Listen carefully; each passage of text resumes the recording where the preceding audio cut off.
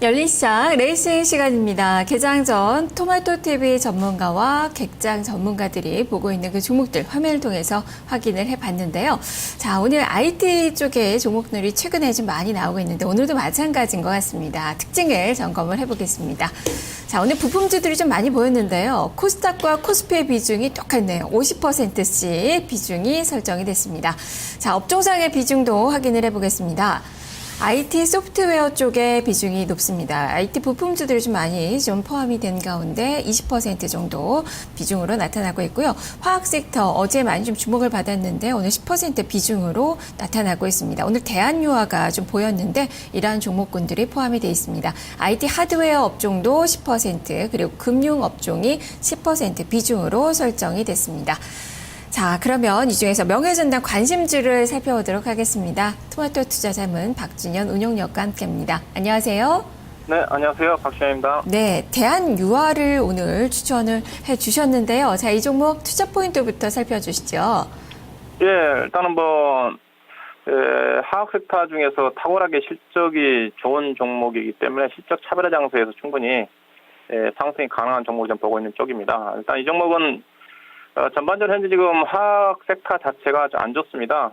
화학 업종의 주력 제품 가격을 보게 되면 크게 합성 수지, 그다음에 합성 원료, 합성 고무 체인이 있는데 현재 합성 고무 체인이 가장 안 좋고 합성 원료 같은 경우 그동안 안 좋았었는데 최근 들어서 약간 TPA라든가 MG 가격이 반등이 나오면서 롯데케미칼이 현재 전일 상승이 나왔다고 봐야 될 거고요. 그저 꾸준하게 좋아지고 있는 섹터 자체가 대한유화의 주력 제품인 합성 수지적입니다. 대한유화는 거의 70% 이상이 그 폴리에틸렌 PP라든가 HDP가 주력 제품인데 이 제품 가격은 작년도부터 꾸준하게 견조하게 상승 국면이 전개가 좀 되고 있고요. 이에 따라서 대한유화 1분기 실적 자체는 다른 롯데케미칼이라든가 NC 체인라인 자체가 실적이 크게 안 좋았음에도 불구하고 대한유화 자체는 작년 1분기 실적 자체가 작년 동기 대비해서 75% 가까이 증가를 했고요. 시장의 컨센서스 크게 상회하는 서프라이즈한 그런 실적이 나왔고요. 또 향후에도 실적 전망 자체가 괜찮습니다.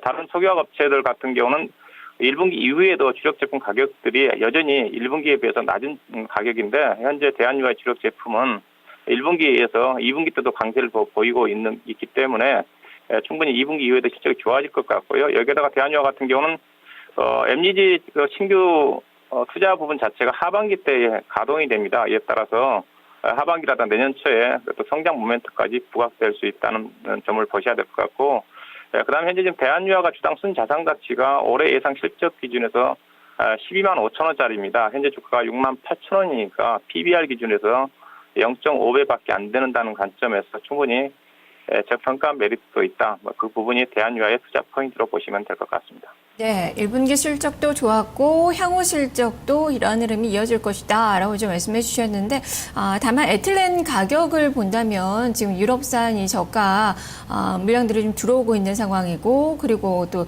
중국 쪽에서의 이 과잉 공급 과잉 문제도 재고가 좀 많이 쌓여 있다는 점도 가격 하락을 높일 수 있는 그런 요인이 될 수 있을 것 같고요. 그리고 지금 워낙 강세 기조도 좀 부담스럽지 않을까 싶기도 한데 이런 부분을 한번 짚어주시죠. 네, 그렇습니다.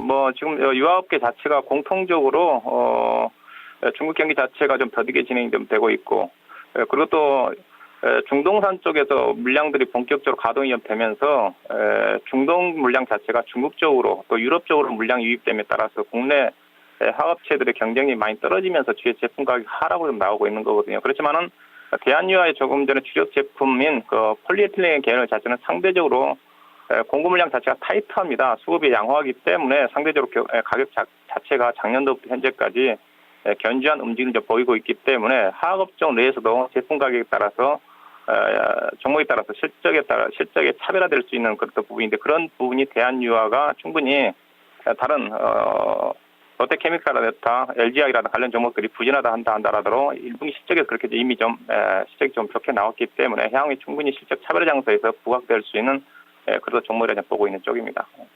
아마 지금 외국인은 사고 있지만 또 기관 또 연일 또 파는 그 모습이 나타나고 있어요. 이는 어떻게 해석을 해봐야 되는 건가요?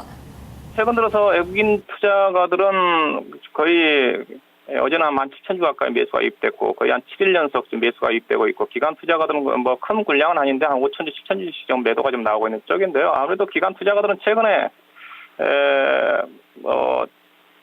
펀드 환매 물량 때문에 기관 투자가 지속적으로 매도를 했던 부분 자체가 전반적으로 화학 섹터에 대한 전망 자체가 좋지 않기 때문에 대한유화 쪽도 매도가 좀 나오고 있는 게 아닌가 좀 봐야 될 것 같고요.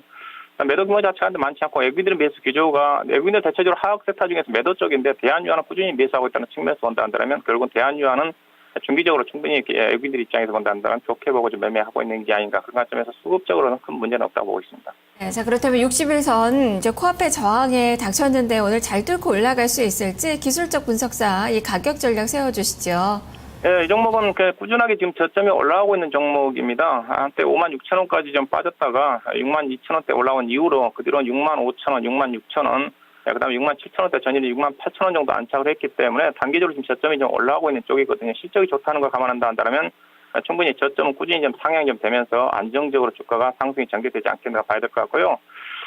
일단은 뭐 매매 전략을 좀 말씀드린다면 충분히 가격이 이제 저점이 올라왔기 때문에 68,000원 정도가 이제 저점이 좀 형성되지 않겠는가 그렇게 봐야 될 것 같습니다. 그래서 매매를 염두에 두신 분들은 68,000원 그 전후에서 68,500원 그 전후에서 좀 매수를 해보시기 좀 바라겠고 이 종목을 제가 판단한 적정 가격은 뭐 10만 원 이상까지 가야 되는 종목입니다. 그냥 주당 BPS가 12만 5천 원이기 때문에 회사가 자기 자본율 ROE 자체가 6% 정도까지 나오거든요. 그러면 0.8% 정도 PBR 기준에서 가야 되는 가격이 나오기 때문에 그 10만 원 정도가 목표 가격이 나온다면 충분히 시장이 안정을 찾는다면 8만 5천 원 정도까지는 목표 가격이 나오지 않겠나. 중기적으로는 8만 5천 원을 좀 보시면 될 것 같고요. 단기적으로 아마 7만 5천 원대에서 쉬어가는 움직임이 전개될 수가 있기 때문에 1차 목표 가격 7만 5천 원, 중기적으로 8만 5천 원, 그다음에 손절 가격은 6만 2천 원 정도 라인을 보시면 될 것 같습니다. 네, 알겠습니다. 말씀 잘 들었습니다. 네, 고맙습니다. 네, 대한유화를 살펴봤습니다. 1차 목표가는 7만 5천 원 정도 좀 보자라는 그 의견이고요. 길게는 8만 5천 원까지 제시가 됐네요. 자, 이어서 지점의 관심주를 알아보겠습니다. 유진투자증권 역삼지점으로 가보겠습니다. 정명준 부부장입니다. 부부장님 안녕하세요. 네, 안녕하십니까. 네, 오늘의 종목은 신한지주입니다. 자, 이 종목 왜 사야 되는지 그 투자 포인트 살펴주시죠. 네, 오늘 그 신한지주 원체 유명 국내 탑 뱅크이기 때문에 굵직굵직한 설명은 넘어가도록 하겠습니다. 첫 번째 투자 포인트부터 보겠습니다. 1분기 실적이 예상 시장 컨센서스보다 5에서 10% 오히려 뛰어넘는 실적이 나왔습니다. 한 순이익이 한 5,600억 조금 안 되게 나왔는데 전년 동기 대비해서도 한 16% 정도 증가하고 어떤 이런 실적의 그 충격을 받았다기보다도 상대적으로 국민은행이나 하나은행 이런 경쟁업체보다 여전히 실적이 우위에 있다는 점을 주목하실 필요가 있겠습니다. 여전히 6년 연속 지금 1위를 랭킹하고 있다는 점. 이 점이 바로 또 2분기까지도 그렇게 은행업종이 지금 좋을 이유가 없는데 실적이 생각보다 나쁘지 않기 때문에 2분기에도 그렇게 나쁘지 않는 전망치를 예상할 수 있다. 이 점이 첫 번째 포인트가 되겠습니다. 두 번째, 지금 하반기에 갈수록 수익성 기대감이 좀 더 커지지 않을까, 이 점을 얘기 드리겠습니다. 즉, 은행업종에 대해서 우려감도 많은 것이 사실이고요. 특히 예대마진 쪽에서, 수익이 자꾸 1.1%대로 떨어졌다. 그것은 당연히 저금리 기조가 계속되고 있고, 여기서 예대마진 차익이 자꾸 줄어들고 있고, 특히나 정부나 소비자단체에서 수수료이나 압박이 계속적으로 이루어지고 있기 때문에 기존에 소위 시쳇말로 거저 남기고 있던 부분들이 지금 많이 줄고 있다. 그럼에도 불구하고 은행주를 볼 필요가 있다는 것은 연초에도 정부가 발표했지만 정부가 부동산을 살리려는 의지가 정확히 지금 계속 지금 의지가 표출되고 있고 지난 금요일에는 다세대 주택 세금을 완화시키겠다는 의견까지 내놓은 상태입니다. 이렇게 되면은 어떤 그런 전통적인 수익 부분 예대마진이나 수수료 수입의 감소를 다른 부동산 대출에서의 좀 시장 돌파. 그리고 지금 다음 주 정도에 신한은행이 IR이 좀 해외 투자자 대상으로 IR이 지금 예정돼 있는데 아마 그때 실적 점검과 더불어서 향후 새로운 캐시플로우를 창출할 수 있는 전략들을 분명히 제시할 것입니다. 아마 해외 시장하고 이런 쪽으로 개척을 좀 하겠다는 전략을 내놓을 것 같은데 바로 이런 점들이 은행에 대한 부정론도 많이 있지만은 그것을 상쇄할 만한 충분한 긍정적인 시그널도 분명히 나오고 있다. 이런 점에서 탑뱅크인 지금 신한은행을 좀 주목할 필요가 있다. 이렇게 정리를 하겠습니다. 마지막으로는 수급 흐름이 매우 양호합니다. 어저께는 좀 외국인과 기관이 매수하고 외국인이 매도하는 양상이 보였는데 전반적으로 4월부터 본다면 외국인들의 집중적인 매수가 이어지고 있습니다. 어떤 포지션에서 이탈은 크게 보이지 않고 있고 어떤 은행주의 특성을 봤을 때 그런 비중을 확대한다는 것은 단기적으로 장기 흐름을 보고 지금 큰 자금들이 들어오지 않고 앞서서 전제를 깔아드렸듯이 어떤 하반기 갈수록 수익성 그다음에 부동산 시장의 기대감이 반영이 돼 있기 때문에 지분을 좀 어느 정도 확보하는 차원으로 보시는 게 맞을 것 같습니다. 지난 기술적으로 42,000원, 3,000원대로 확인을 하고 지금 다시 상단에서 지금 매물 소화를 좀 치열하게 하고 있기 때문에 이후의 흐름이 좀 매우 중요하다. 이렇게 좀 정리를 좀 해드리겠습니다. 네, 여기 들어보니까 이익 가식성이 높아서 지금 은행업종의 매력이 증가되고 있다. 그 가운데서 탑픽 종목인 신한지주를 보자라는 의견을 좀 주셨는데요. 그렇다면 지금 주가의 움직임은 좀 부진한 그런 상황입니다. 위쪽으로 저항성도 강해요. 지금 60일선, 20일선에 저항을 좀 앞두고 있는데 어떻게 5월의 고점까지 상승세를 바라볼 수 있을지 기술적인 분석도 좀 해주시죠. 네, 먼저 기술적 분석을 하기 전에 전제로 깔아드려야 될 것이 종목을 매수를 하는 데 있어서 전략이 두 가지가 있습니다. 소위 말해서 주식이 움직이지 않을 때 좀 나름대로 가격 기준을 잡고 쌀 때 주식을 사는 방법이 있고 두 번째는 말 그대로 추세가 나왔을 때 적극적으로 달라붙는 전략이 있다는데 제가 지금 얘기 드리는 이런 대형주 전략은 어떤 흐름을 호흡을 좀 길게 잡으시고 가격이 무난하거나 조금 약간 쌀 때 이렇게 좀 담아두는 전략으로 보시면 될 것 같습니다.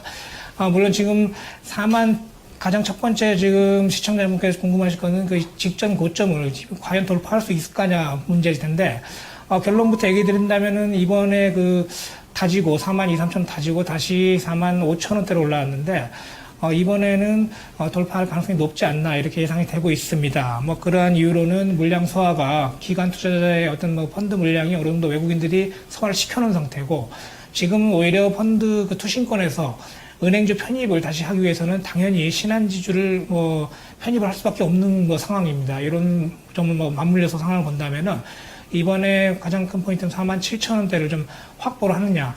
이 47,000원 확보한다면은 직전 고점을 넘어서는 시도가 분명히 나올 것으로 좀 판단하고 있습니다. 그렇다면 목표가 순저가 얼마로 보면 될까요? 네, 일단은 목표가는 은행주의 특성상 큰 그림을 지금 잡아둘 수는 없고, 이번에 47,000원 다지고 온다면 49,000원까지는 어떤 상승 시도가 나올 것으로 보이고 있습니다. 손절매 가격은 아무래도 42,000원대에서 워낙 강하게 다져놨기 때문에 거기 깨지지 않는 데까지는 주식을 좀 더 계속 전략적으로 지켜볼 필요가 있다. 이렇게 말씀드리겠습니다. 알겠습니다. 말씀 잘 들었습니다. 네, 고맙습니다. 네, 정명준 부부장과 함께했습니다. 자, 두 종목 다시 한번 가격으로 정리를 해보겠습니다. 자, 먼저 지점의 관심주 신한지주입니다. 목표 주가 49,000원, 손절 가격 42,000원으로 제시가 됐습니다. 앞서서 점검해봤던 명예전당 관심주는 대한유아였는데요. 1차 목표가는 75,000원, 펀드멘탈을 감안한 장기 목표가는 85,000원으로 제시가 됐고 손절 가격 62,000원으로 제시가 됐습니다. 열린시장 레이싱이었습니다.